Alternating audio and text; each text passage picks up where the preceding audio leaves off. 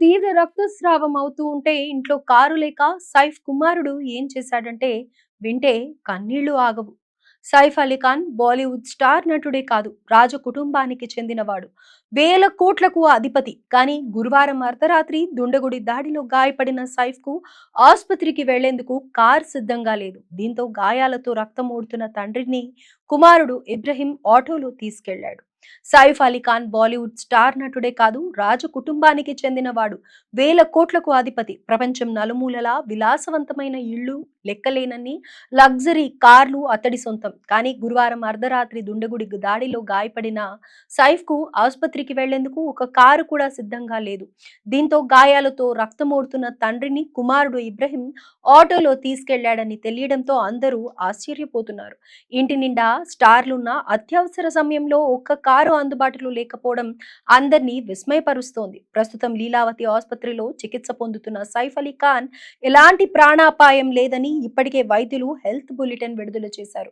గుర్తు తెలియని వ్యక్తి ఇంట్లోకి చొరబడి బాలీవుడ్ నటుడు సైఫ్ అలీ ఖాన్ పై దాడి చేసిన సంగతి తెలిసిందే. ఈ దాడిలో సైఫ్ కు 6 చోట్ల గాయాలవగా వెన్నెముక దగ్గర తీవ్ర గాయాలయ్యాయి. అయితే తీవ్ర రక్తస్రావంతో కొట్టుమిట్టాడుతున్న సైఫ్ ను ఆసుపత్రికి తరలించేందుకు సమయానికి కారు సిద్ధం కాలేదంటే బాంద్రా నుంచి కేవలం 2 కిలోమీటర్ల దూరంలో ఉన్న లీలావతి ఆసుపత్రికి చేర్చడం కుటుంబ సభ్యులకి పెద్ద సవాలుగా మారింది.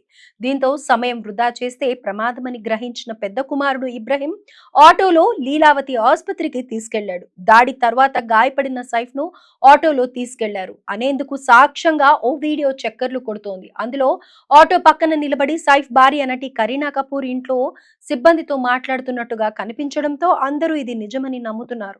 54 ఏళ్ల సైఫ్ ఇంట్లో చొరబడిన దుండగుడి కారణంగా కత్తిపోట్లకు గురై ప్రస్తుతం లీలావతి ఆసుపత్రిలో చికిత్స పొందుతున్నాడు. ఆపరేషన్ తర్వాత సైఫ్ ప్రాణాపాయం నుంచి బయటపడినట్లు అతడి టీం ప్రకటించింది. మిగతా కుటుంబ సభ్యులు క్షేమంగా ఉన్నట్లు తెలిపింది. బాలీవుడ్ నటుడు సైఫ్ అలీ ఖాన్ పై ఇంట్లోనే అనూహ్య దాడి జరగడంతో సినీ రాజకీయ ప్రముఖులు భయాందోళన వ్యక్తం చేస్తున్నారు.